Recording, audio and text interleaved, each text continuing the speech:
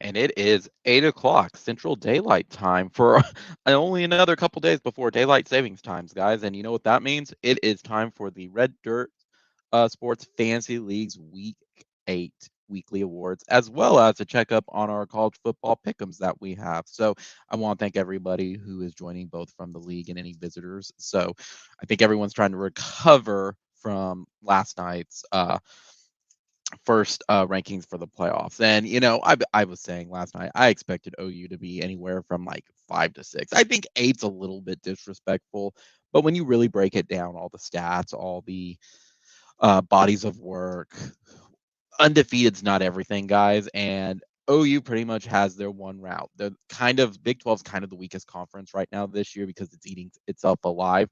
And for OU though, if you win out, you're in.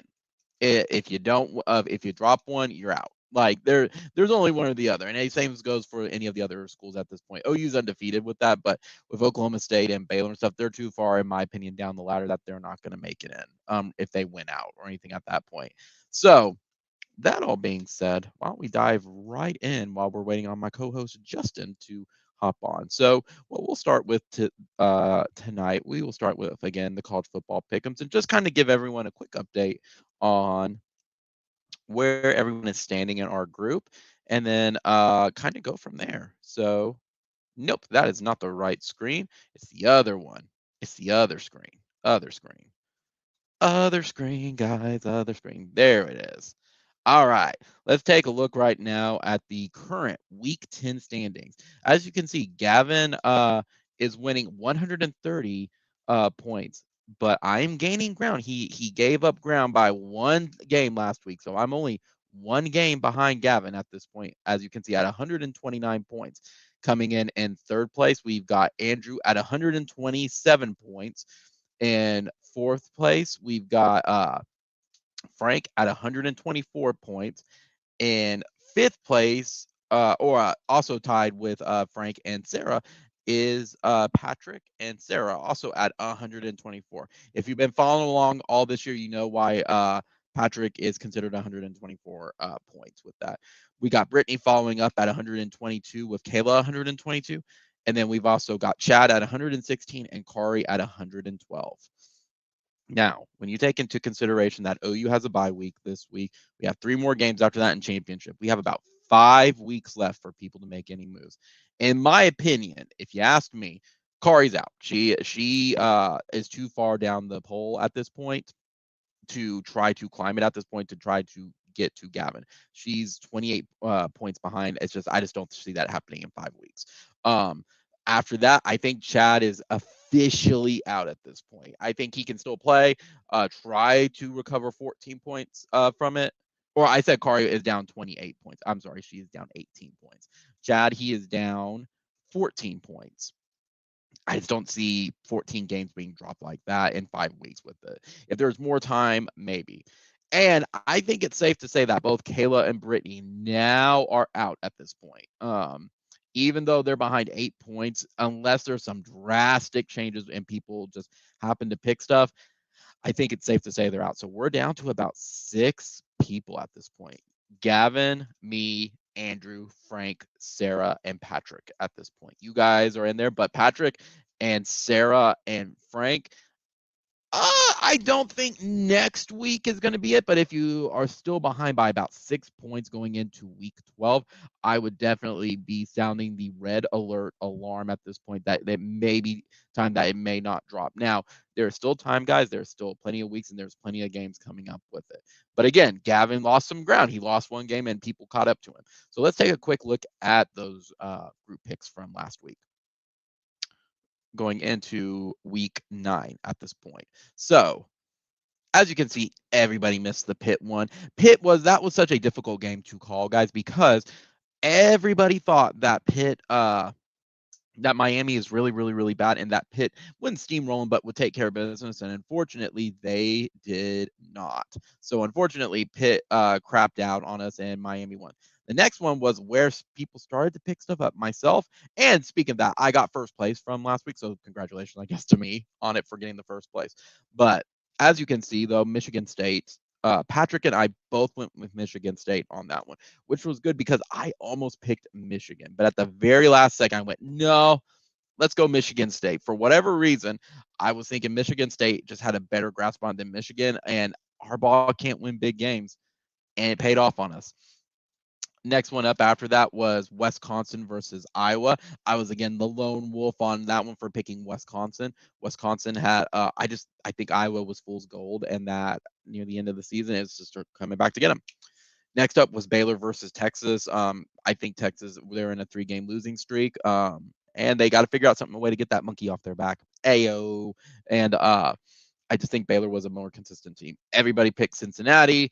I think everybody was surprised on the West Virginia win. You know, there's going to be controversy around Iowa State losing, but they were never going to make it to the Big 12 championship.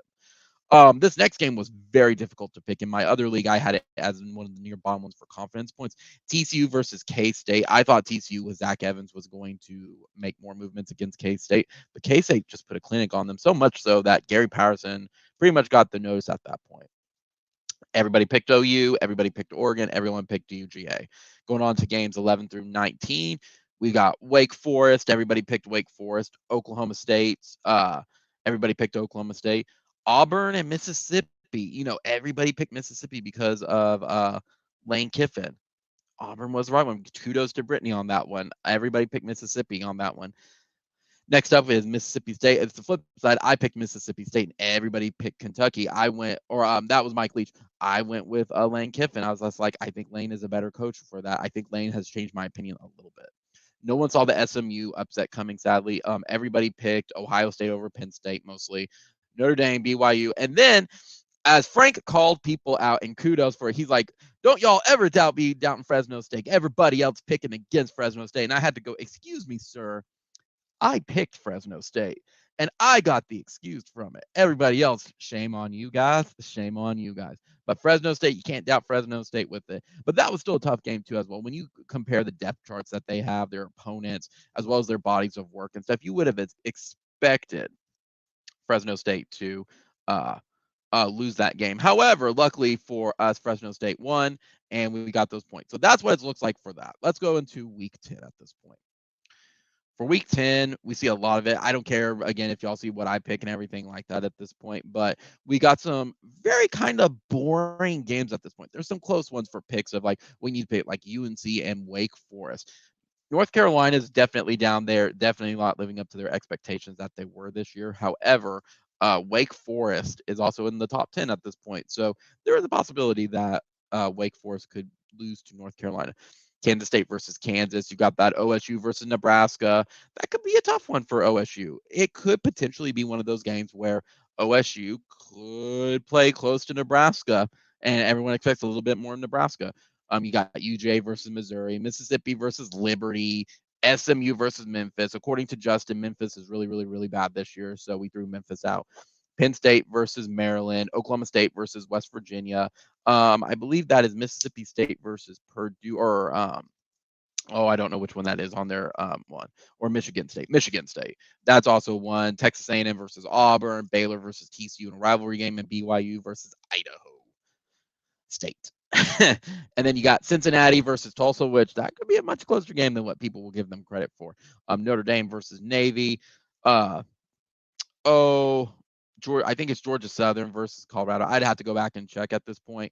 Iowa versus Northwestern, Kentucky versus Tennessee, Alabama versus LSU, Fresno versus Boise State, Iowa State versus Texas, Michigan versus Indiana, Oregon versus Wisconsin, Washington, Houston versus South Florida, and then UTSA versus UTEP.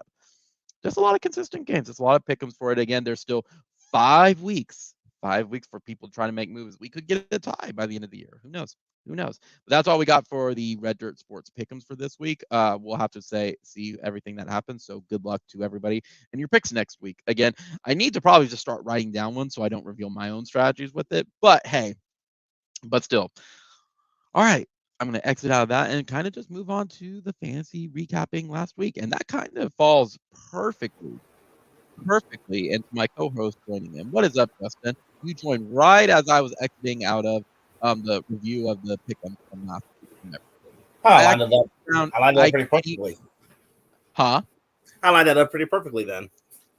Oh, you lined that up to the dot. So my friend Justin, let me see. I have to see something really fast on. Oh, I'll have to look on that anyway. You look kind of fizzy. You kind of fuzzy. Oh, it's the lighting and everything like that. It's because I'm wearing a white shirt against the green screen and everything like that. So, Justin, how are you doing, buddy? I'm tired, but I'm here. Oh, you're tired. Yeah. How was your week? Was it okay? It's been fun. Yeah, yeah.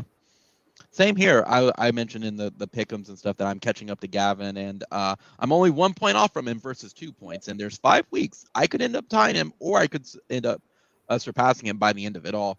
But we're starting to see about 4 people have finally dropped. Like, they're going to continue till the end of it. However, they could. It's going to be difficult to get those 14 to 16 points by the end.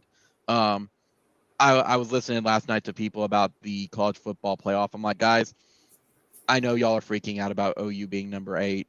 It'll take care of business. It will take care of itself. It's okay. There's no reason to freak out. Everything works itself out in the end. Though I will say, the players felt disrespected. Good luck, Baylor, Iowa State, and Oklahoma State, because y'all are about to face some angry Sooner players, and we're about to take it out on you guys. So, Godspeed, guys. And one of you have to face twice. Godspeed. So, Justin, tell me a little bit about the NFL outside of Aaron Rodgers deciding to lie about his vaccination status, which is going to open up another can of problems. And what's his name? The I think it was the wide receiver who did the hit and killed somebody on his DUI. Henry Ruggs. He's already been released, but he's facing 2 felony charges. Yeah, he was released, and I think he's gone. They released his stuff about going 156 miles an hour in a neighborhood. And I Yeah. think I read 2 or 3 times over the legal limit. Like, bro, what is wrong with you, my dude? Like, what happened? Like, I feel really bad. And I want to see, do we know anybody who was he a starter mostly for um Um, I think he was. He was that like that he's like their long ball thread. I mean, I don't really watch the Raiders that much, but he caught a lot of long balls. Yeah, you're right. And he was on Andrew's bench, and I do not know if Andrew used him as a starter, but that does hurt him. Kyler Wren, he was on a bench. It appears he's been just riding the bench. Oh, no, he was used. He's been used in week 7. Yeah, he was a starter for Andrew, just like Derrick Henry was. So our number 1 player leader right now, manager, got hit by just the outside circumstances, both with Derrick Henry. I think he's done for the season, isn't he, with the Titans, because they brought on Adrian Peterson. Yeah, they say that he could be back for the playoffs at best, even if probably still not. Yeah, now for people watching Ward, that means he won't be back for our season at this point. He's probably done for the rest of the season, which is a big hit to Andrew. When you have a running back who's scoring 30 to 40 points a game, that is a huge hit, especially when you're getting into the chunk of your fantasy. Now, do I believe Andrew's not going to make it into the playoff? No, not at all. I think he will absolutely make it. He's 7-1 right now. However, for late season, especially playoff, that is hurtful. You want to know what else is hurtful, Justin? What's hurtful? I was the one who won the waiver and got Adrian Peterson. I saw the moment that they said Derrick Henry was out. I'm like, oh, who are they doing? I've been monitoring it. Oh boy, I got Adrian Peterson. And I was like, how was he even on the list? He wasn't even on a team yet. Adrian Peterson, I've been monitoring it, like I said, since like the moment they said they were after him. I'm like, nope. You're probably monitoring it just because he's a former Sooner. No, I was monitoring it because I need another running back. Oh, okay. I like to keep 4 in rotation, usually is my strategy for it. And I had, for me personally, I have Mixon, Kamara, now Adrian, and then Leonard Fournette. And Fournette had a bye, and he's been going back and forth. Now, here's my question. My gosh, I do have to wonder. Speaking of players as well, with it, man, I wonder if the Giants are gonna uh, suspend Tony for a week for it, which sucks because he's my wide receiver. But Tony tweeted out something really stupid about.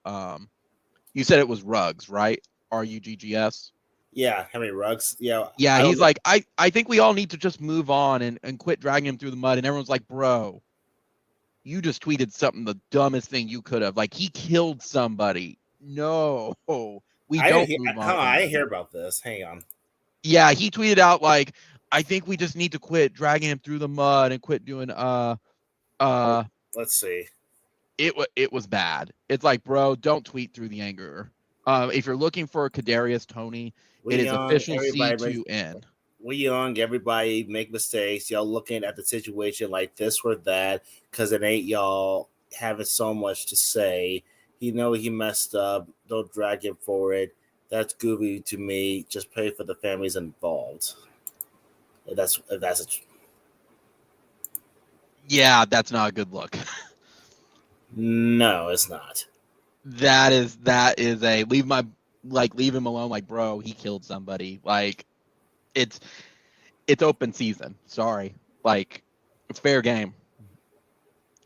That's bad. Like, I think the one that I saw, and I had to scroll for it for just a moment. Someone said, we all make mistakes. Driving 156 in a residential shit face sometimes, killing people. That's not just making mistakes. And I'm like, I agree, man. I agree. Tony, that was bad. I'm curious if the Giants are going to reel him in a bit. Be like, bro, no.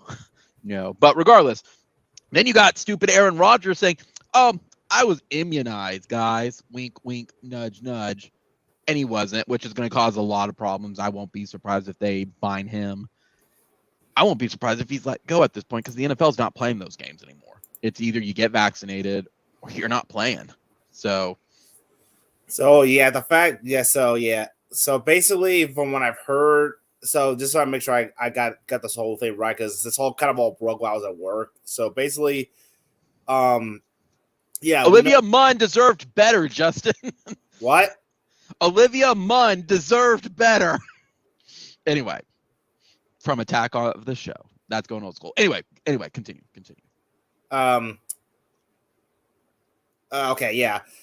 Obviously, I heard he tested positive for COVID, but then I heard that somehow he managed to get away with playing all year despite not being vaccinated.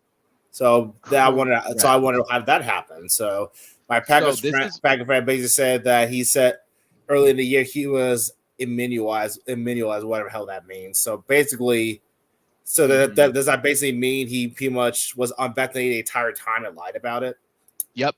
So what happened was, it's your story spot on. When he said he was immunized, you ask me or you, Justin, when we say immunized, that means, you're vaccinated. He manipulated the wording. It's like, I took homeopathic. I think it's homeopathic with the herb ones with it. I'm going to look that up, make sure. Yeah, it was homeopathy, medicine, getting infected, things like that. So like he built up a natural immunity. So he lied about it. Like, no, you and I, if I would have heard immunized, I would have assumed you got the shot, move on with life. But no, he didn't. So he's probably going to be in some trouble. He is also probably going to be in trouble at this point. So we got some dumb ones in the NFL this week, my dude. Disappointing, to say the least. Disappointing.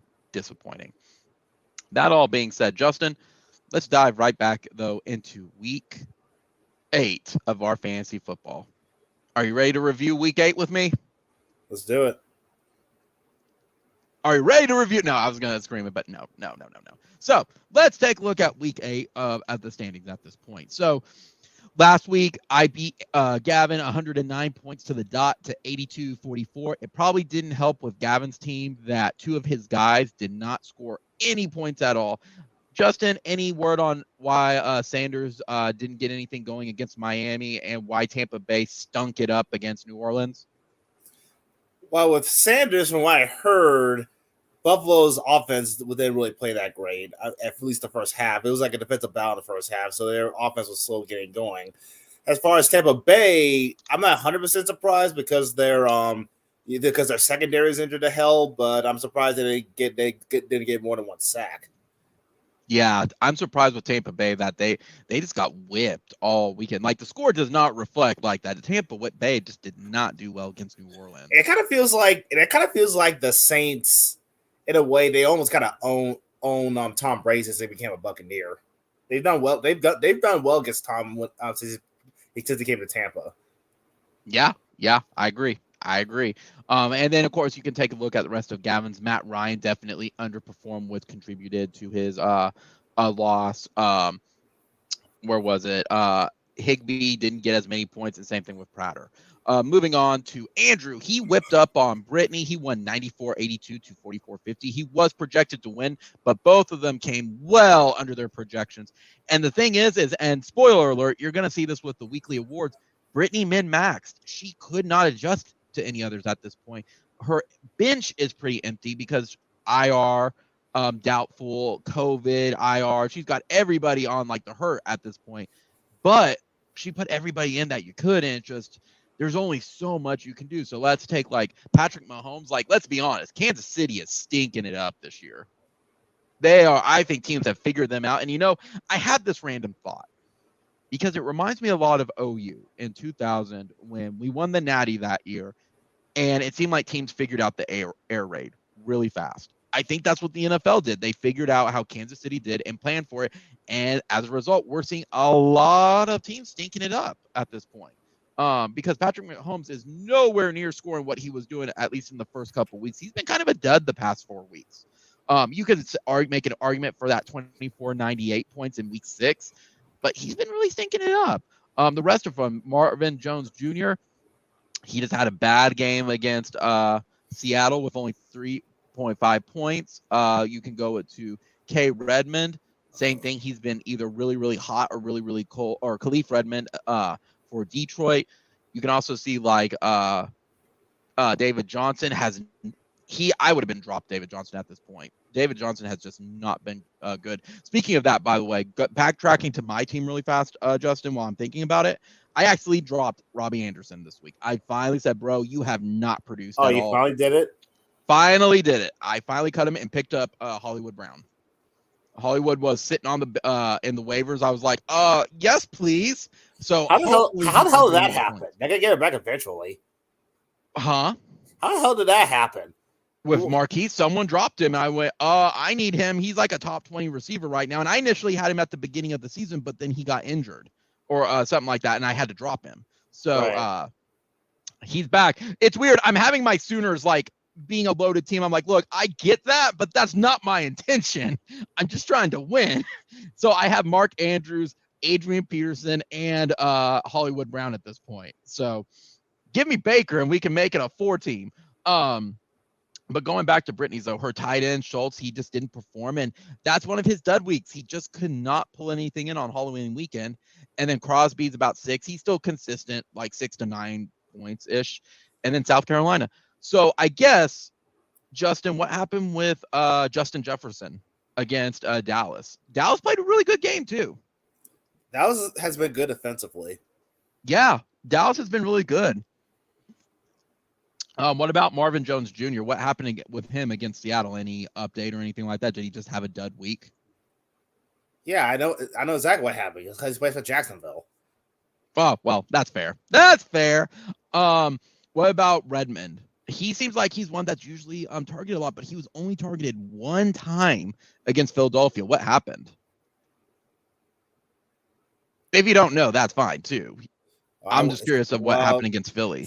Same thing. Same reasons to replace the Jaguars with the Lions. Oh yeah, gotcha. Detroit always seems like one of those teams like you want them to do really well and then not. And then Schultz tight ends. I mean, as if anybody knows, if you play fantasy, tight ends are pretty much, if you don't get them in the first couple of rounds, you always struggle. And those are always those makeup points that either they're going to make you or break you at this point. So we know about tight ends. Moving on to the next one was Justin.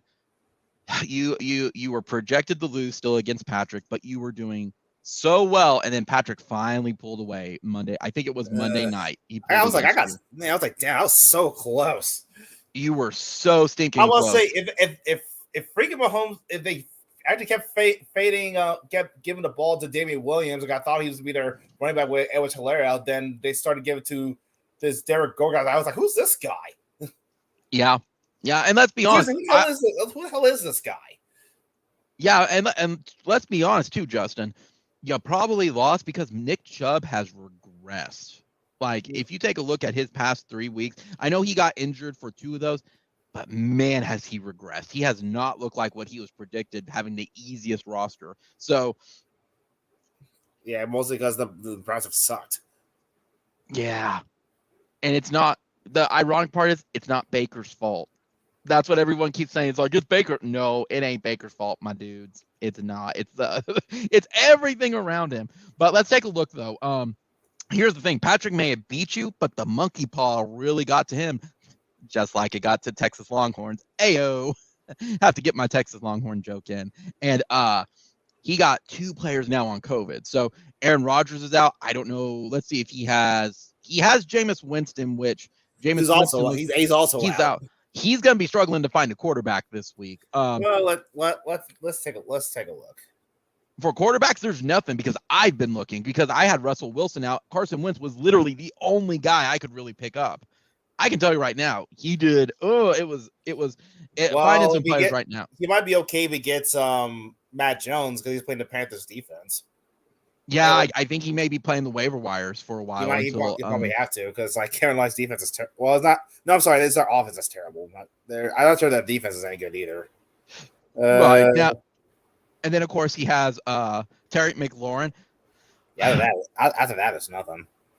Yeah, like he's in a good position to lose a couple games before he would start sweating it out a bit. But man, to lose 2 players is terrible.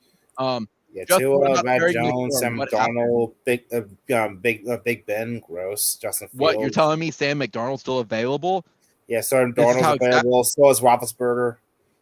This is exactly how he wanted it. What happened with Terry McLaurin this week, Justin, for Washington? They were facing Denver. That game was just bad offense all around, really.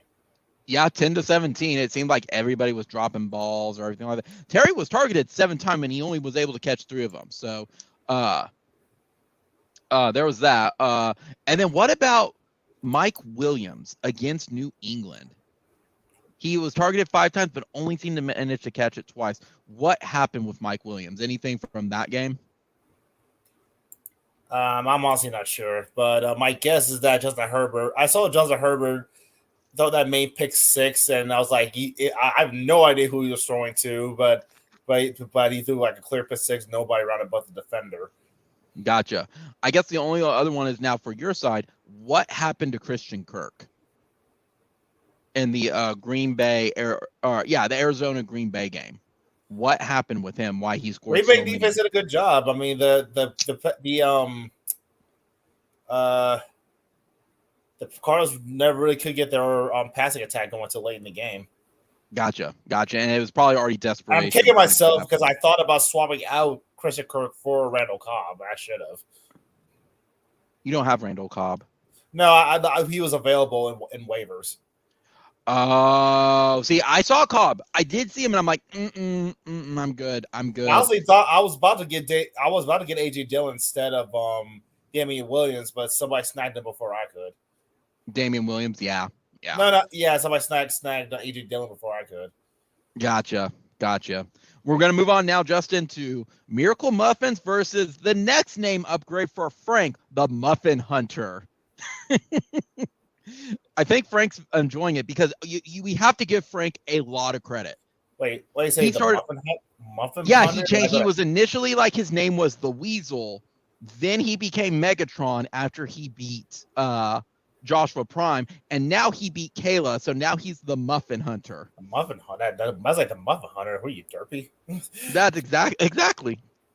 It's not my fault, but I just don't know what went wrong. Yeah, exactly. So, but kudos to Frank. I have to give a shout out to Frank in this one because he went, I think, 0-4 starting the season, and boy, he has clawed his way back. And he is number 6 right now, and he has a chance to make it into the playoffs. We'll go over the standings and stuff for the pods, but I think he's even leading his pods at this point. And Frank is watching, so hello, Frank. It's good to see you, buddy. And we'll go into the weekly awards, but yes, you did get the highest awards. You were the juggernaut this week. So, but boy, he has his lineups. I think he's becoming that team that is becoming the hottest team that everyone needs to start looking out for. I think Andrew, because he's lost a couple players, especially Derrick Henry and Ruggs at this point, it's kind of switching. I wouldn't want to be facing Frank right now. Frank is heating up with his players, especially if you take a look at everybody. Like, the only one who really underperformed, Dallas was Dallas. Like, they played really well, but Dallas just could not get anything going points-wise. And then I think his name is, Tyler Johnson. Tyler Johnson, it's just been a weakness. But the big thing is what everybody probably in this league has figured out. There is no wide receivers left. Everybody is struggling to get wide receivers. Like, you got to fit with somebody, and you just kind of have to roll the dice and hope for the best that you're going to get at least 5 to 6 points. So I can't blame Frank for running Tyler Johnson or anything. But if you take a look at Kayla's side, it's just a lot of her players scored under. Burrow did exactly what he's supposed to. Lockett scored above. Patterson scored above. Stephon Diggs, he got 10 points, but he's a stud on it. Him not gaining the 2.68, he makes it up for the rest of the season. I think the biggest disappointment for hers, and we've kind of gone over it, is despite them having a good game, Ezekiel is just could not get it going against them. It is what it is on it. Minnesota had a very, very stout run defense. Again, same thing with Gainwell. Gainwell, it's again that hit and miss. We're also sitting to the same thing. I bet you money Kayla wanted Adrian Peterson. And anyway, I'm going to move on from that. Same thing, kickers, Cincinnati, and then Kelsey. I'm surprised, Justin, and I'll be honest, and maybe it was just the Giants just had a better game against Kansas City, not to mention that Kansas City is sucking. I'm surprised that Kelsey did not do better against the New York Giants, you know? Yeah. Yeah. Oh, hey, Justin. Frank said he stole A.J. Dillon. Thanks, Frank. Hey, I mean, all's fair in love and war. I stole Adrian Peterson probably from Andrew, who needs him. So now we move on to the very close game. And we'll get back to other ones at this point. Joshua Prime versus Chad. Oh, look at that heartbreaker by 0.60 of a point. 0.60. A heartbreaker, Justin. And they both scored under. That's what makes it probably even more of a heartbreaker. I've beaten Chad in one of those by 0.32. It's probably still the league record at this point. But if you take a look at it, Kyler Murray had like one of his just terrible games for the first year. Again, everyone wanted to blame Kyler. Kyler was not the problem against Green Bay. It was the people around him. Cooper did fine. Sutton against Washington. Cortland's been putting up numbers, but this was one of his lower ones of the season. What happened against Washington, Justin? Was that just one of those where it was just part of the same thing? Was it was a low-scoring game and they just couldn't get their offense going for both sides? I guess you could say that. Gotcha. Okay. Next one is David Cook. David Cook again. It seemed like Dalvin. I said David. Dalvin Cook. They couldn't get their run game going. Either side couldn't. I mean, look at Ezekiel. He couldn't get anything going.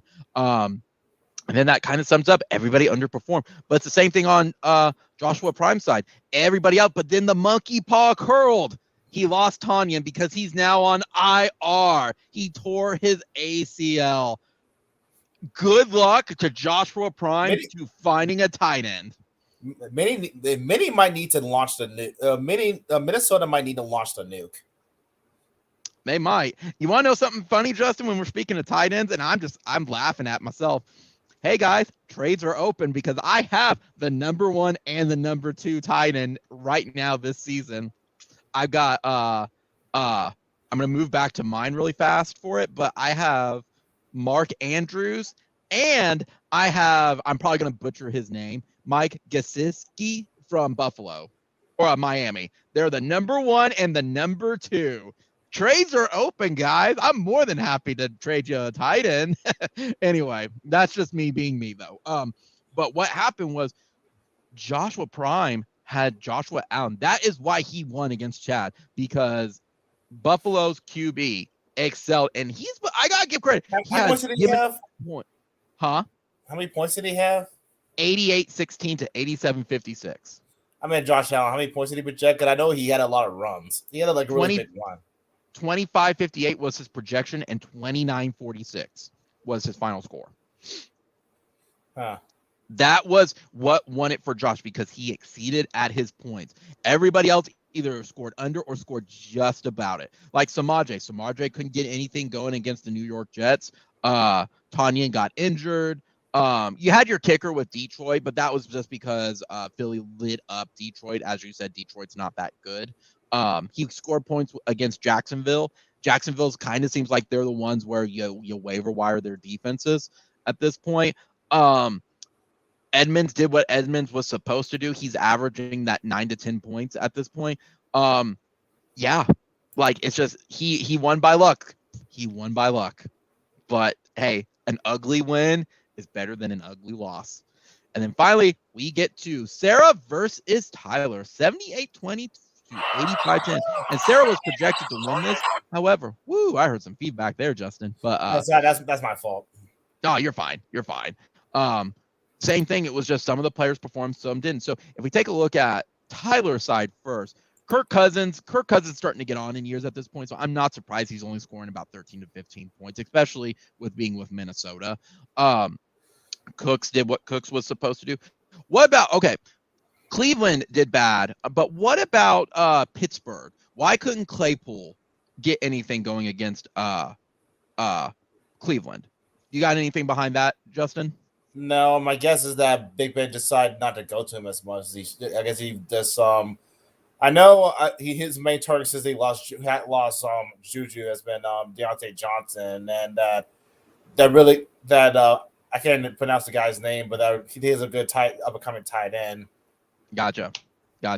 So then we got same thing. We've got let's see if I can try to pronounce it. Keep going.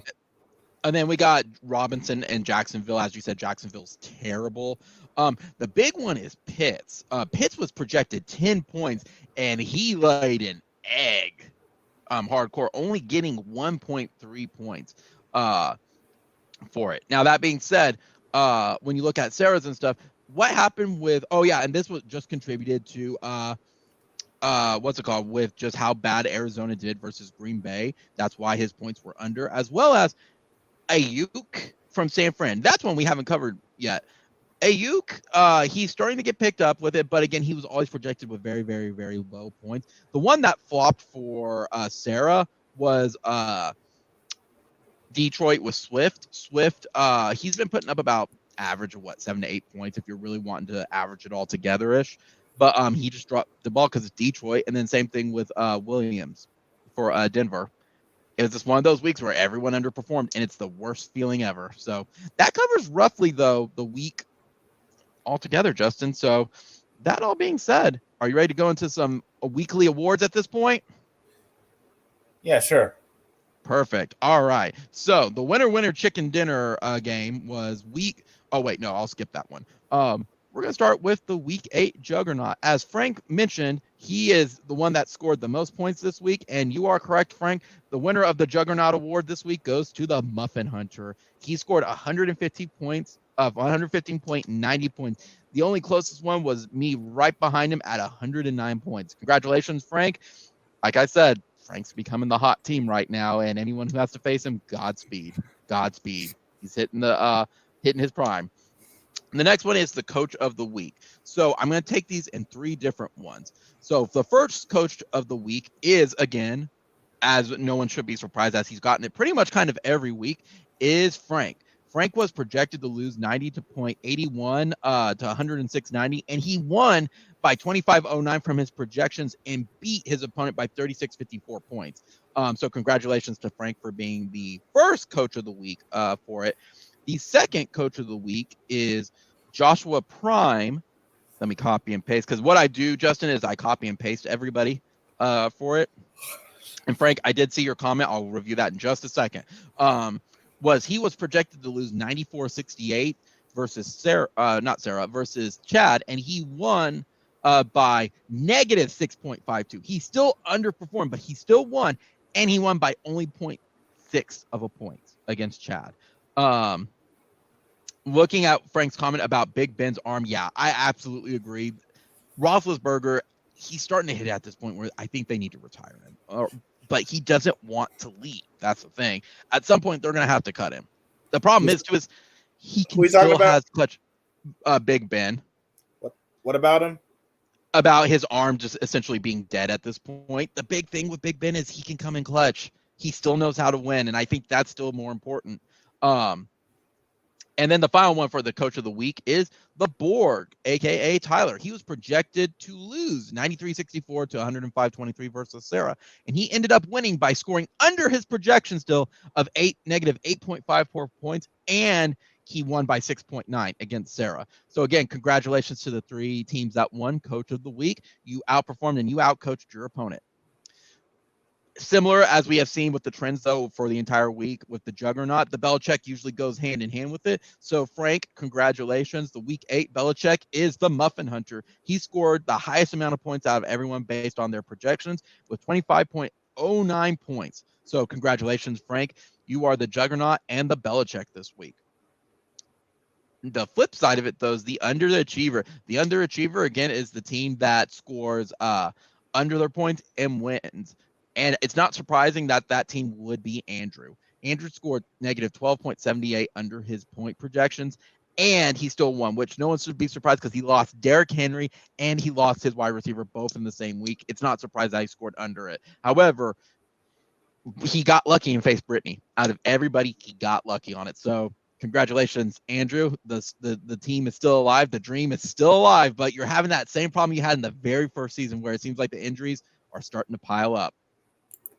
The next one is the game changer. That was the highest scoring player in a win, and that goes to Josh. As I mentioned to you, Justin, Justin Allen was the one who made the difference to score over. He made just enough points over to beat what's it called? He scored just enough points to beat Chad out with it, and he scored 29.46 points this week. So Joshua Prime, your player is the player of the week. Congratulations. Next up, we've got the player with heart. The flip side of it is this was the player who scored a whole bunch of points and did not have a win. And I'm not surprised on this one because we've had him before many a time. It is Sarah with Tom Brady with Tampa Bay. Usually, I've always seen that usually the player with heart is usually the team that's usually doing really well in the NFL, and they just happen to lay an egg, or they just get flat out beat like the Buccaneers did this week. So I'm not surprised that Brady was, again, the player of the week for the player with heart. Next up, we've got the crash and burn. As everyone probably can see from the main graph with it, and no one should be surprised on it, and she did her best. She's getting hurt by injuries, and she's getting hurt by COVID, and amongst other things. The crash and burn this week goes to the Regina George fan club, Brittany, with with 44.5 points scored. Again, she min-maxed, guys. She did her best. It's not like she's sitting people and she's not paying attention. It's just how the season has gone. She's not automating herself for it. It's just that's part of it, and she just has the unlucky one at this point. Justin, I'm happy to say, though, that you do not have a lot of the bench awards this week. The Week 8 Put Me in Coach award goes to Kayla. Kayla got it with Ryan Tannehill, for a quarterback from Tennessee. He had 23.2 points that she could have put in from it. And it probably wouldn't have helped her against Frank, but that's still in the long run for those tiebreakers, total points scored, everything like that. It would have assisted her. I think you're just happy that you're not one of the bench points again. Which is funny because, as you have seen, Justin, throughout the entire weeks and stuff that we've been doing this so far, the Week 8 replacement also goes to Kayla. She had 54.9 points. Half of those roughly were due to Ryan Tannehill being on her bench. Not surprised there. Not surprised there. The next one is the Week 8 is a win is a win. Again, that is the team that is outscored by 3/4 of the league. And I'm not surprised that we have it where everyone did what they were supposed to do and won. There was no real surprises and that type of thing, or like just bad luck kind of thing.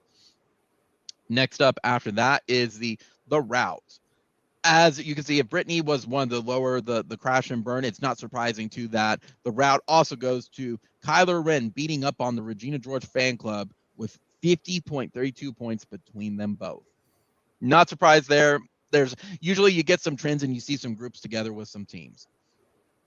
The week 8 Hail Mary, as we mentioned before, always fun to see these games. It's not fun if you're the loser on it. However, the week 8 Hail Mary goes to the Lidless Eye versus Sandman. He won by 0.6 of a point.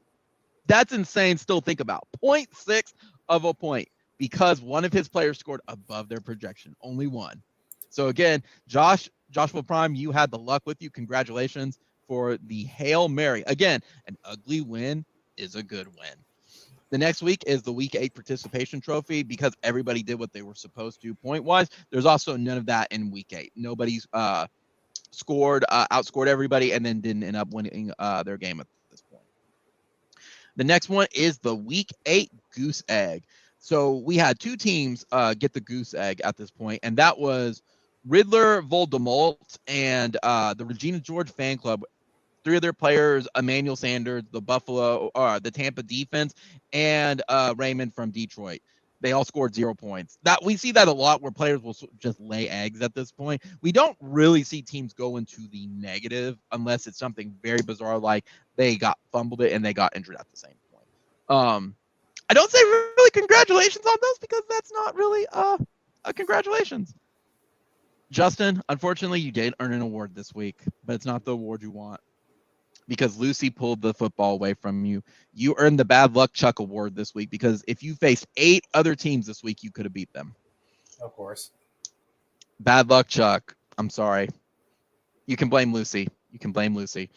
The next one is the Week 8 Crisis Averted Award. This also goes to, hey, not surprised. If he only won by 0.6 of a point and only one of his players scored, it goes to the Lidless Eye. It's because if he would have started Tyler Lawrence at quarterback, he would have lost. So congratulations, Josh. You did not lose the game because you started the right quarterback this week. We're going to skip this one. It's the depth chart award. That is if your bench could have beaten the team as well that you're facing. Nobody had that this week. And then finally, again, as I mentioned it, the final weekly award is the Min Max Award, and that goes to Brittany.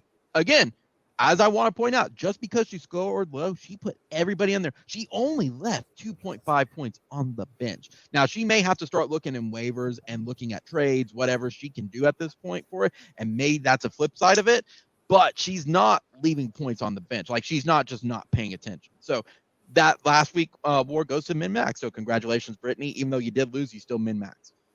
And that's all of our awards this week, Justin. Any thoughts on anything with it? Any observations? No, not really. So far? No, not really. So, okay, then what I'm going to do is I'm going to share and move down to the standings at this point. So, because we're in what, Justin? We are going into week 9. And right now, let's go for people who have the qualifiers. We're starting to see teams pull away. So, first off, in the Every Villain is Lemons pod, Sarah is ahead of Kayla. Or is ahead of Frank by about 80-ish points, but they are tied for their division. They are going back and forth. As I said, Frank has slowly crawled his way back. So I think they're going to be competing against each other to get that automatic qualifier until the very, very end. Next up, Justin, you are right now, as the game holds it, until you face Chad this week, I think it is. You are still in the lead, I think it is, until until we see what happens, because it takes into account that you have less games played over the total games played. So you're ahead in your pod at the moment against Joshua Prime. And I know what it is as well. It's also your total wins. You have a better record, and the better record overcomes Joshua Prime. So you're still in it, even though, and you're 5th. You're still in it. Next up is the Money EC League. Not surprised that Andrew is far and ahead above. So we don't even need to mention it. He's 7-1, and he has completely just dominated that pod. And then finally, we've got a competition in our pod. The Moon Palace, Miracle Muffins, and Riddler Voldemort. It's all within one win of each other at this point. I'm only leading because I have about 130 or 127 points ahead of Kayla, and I have one win over Kayla at the moment. That's the only reason why. Now, I need to go make sure that all the stuff is correct because I want to say we went with points or instead of the total stuff, but we'll go back and check that as well. However, I'm leading the pod at this point. So let me stop sharing that, and I'm going to bring the league analyzer for our traditional league analyzer. We'll do a share screen. All right. Bring this up. All right. So, huh? What? I thought you said something. No, I didn't. Let's see. While it is completely going, there we go. So in the playoffs, number one is Andrew. No one should be surprised by that. He's been leading all year. He's probably going to win out at this point. Kyler Wren, number one. Number two is Patrick. Patrick has also picked up a whole lot. Not surprised. He's also leading a whole lot, and it appears he has the schedule for that. Number three is me. I would have that. And then number four is Sarah. Number five is Frank. Frank is slowly, again, clawing his way back. No one should be surprised by that. And then number six is Kayla as the other wild card. Justin, you dropped 2 spots as a projection at the moment. But if you win your league, your division, you are in. Because what they're saying right now is, I believe for yours is it's Joshua Prime and who else is in yours? No, not Patrick. Oh, I just had to exit out of it. Let me go back to it. Fantasy football. Ba-da-da-da-da. In your particular pod, that's weird that they would have it that way with it, but no, you have an automatic qualifier, so you would be in. I don't know why they projected certain things like that.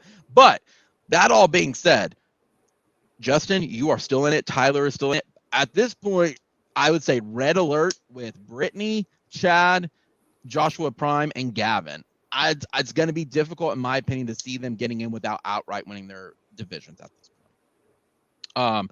Going now into that's the playoff. Let's go into the power rankings. Again, let's do the rest of the season to show teams that have the potential to score. Chad still has the most potential to score points by the end of the season. He's not out of it. And teams that place him need to know that he still has points, and that's what's important. Same thing with me. I have an 89 kind of ish percentile of scoring points. Patrick, he has 87. Frank has 83. It's not surprising that he's slowly creeping back up because he has the most point capabilities. Kayla has 82 and Sarah has 77. Then you start going down. No one should be surprised by any of that at this point. And then let's look into week 9, what their kind of projection is. So week 9, they have me projected as the highest one potential to score points. Next up is Chad, Kayla, Gavin, Frank, Joshua Prime, Andrew, and a lot of it you're not surprised based on bye weeks, benches, and everything like that. With that all said, we're getting into the meat and bones now. We've got about 5 weeks, I think, left, Justin. 5 weeks for people to make move. 1, 2, 3, 4, 5 weeks, Justin. 5 weeks. It's a little insane, isn't it? We'll know where everyone's standing in their division stuff by the end of this week, where the second round of pods will be done. And then we got one more. And it's crazy. So we're going to take a look now at the final one, Justin. We're going to take a look at next week's matchups. Boop. There we go. Which is kind of funny. Justin, I'm going to start with Andrew versus Patrick. We've got another number 1 versus number 2 matchup this year. However, Patrick lost 2 of his players, just like Andrew, and Andrew is still predicted to win. Absolute insanity. Next up, Justin, you face Chad this week. You are right now projected to lose on it, but he's the one, I believe, in the standings that you got to face. Yeah, if you want to maintain that lead, you got to beat Chad this week. 4 versus 4, 2, 6, possibly, maybe. We'll see. I face Kayla this week. I got to win this week to maintain that I have the pod dominance, and I only am projected to win by only about a point. Everything's all in this week. This is a high point week this week. Gavin versus Joshua Prime. He's expected to win. Again, it's 3 and 5 1, so we're going to see probably a lot of players score under. Frank versus Sarah. I have to say, I think I'm going to go with Frank on this one because he's the hot team right now. Don't want to face him. Sarah, Godspeed. And then Brittany versus Tyler. That's also going to be an important matchup because Brittany versus Tyler, yeah, I believe is going to determine some of their. No, it's not. Never mind. I always mix the pods up. So what I'm going to do now, Justin, is I'm going to open it up to anybody who wants to hop in for the last 20-ish minutes. And if we don't have anyone hop in for 10, we'll call it early. We'll call it. We're hitting that right about hour mark. So let's see.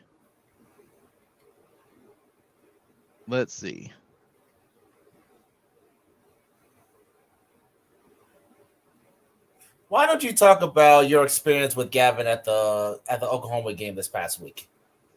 Oh, it was fun. Oh, hold on. Gotta let me put this in the chat really fast. Anybody who wants to hop in, free to do so. We'll keep it open for another 20 minutes before wrapping up the live stream. There we go. Okay, so it was fun. I could arrive right at around like 30-ish minutes before kickoff, and the reason for that was traffic was horrendous. I forgot that the military appreciation was this game. I always forget every year that they do that because it's always the game before senior night, and I haven't gone to several games like this in a couple years, and I always forget the military appreciation one. So it was a lot more traffic than usual, but it was fun. It was good to catch up with Gavin, both of us watching a very drama-free game. We both went to Othello's, which is a famous on-campus Italian place, on Campus Corner afterwards at this point, and just caught up a little bit. We talked about football. We talked about high school football, college football, a little bit of NFL, and just in general stuff of what's been going on and everything like that. It was fun to see Gavin again. I hadn't seen him in person in quite some time, and he said this was the first time in, I think, 6 years even he was at campus. So it was a good experience all around, especially when we didn't have to deal with a drama-esque game against Texas Tech. So it was fun. I don't have anything else for it. It was just a fun game. So, what about you? How was your weekend, sir? I played a few rounds of disc golf. There's that. Cool. How did disc golf go?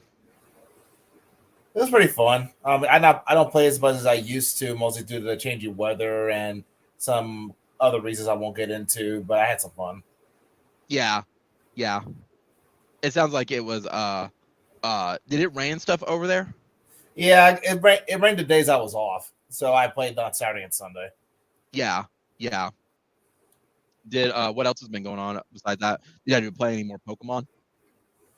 Yeah, off and on. I've been more playing Ocarina of Time because online friends of mine added me as part of their Nintendo Nintendo Online package. I got to play N64 games. I've been playing Ocarina of Time last couple of days. In fact, I played a little bit when I got home from work.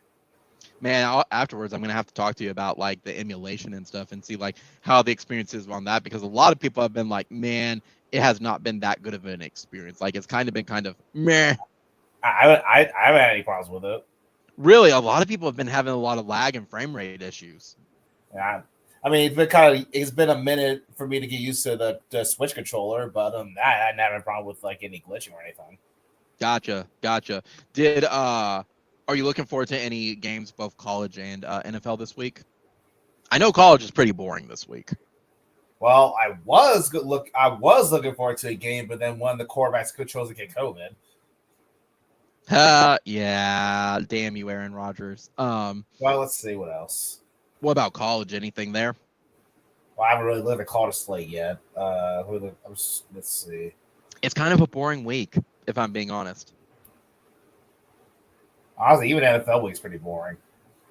It may be just one of those weeks because we're also starting to reach cupcake week with the SEC and stuff. So it's like we're not really getting stuff until till about the end of November. I mean, we're even on a bye week. I'm like, I get a Saturday? Cool. I'll take a Saturday.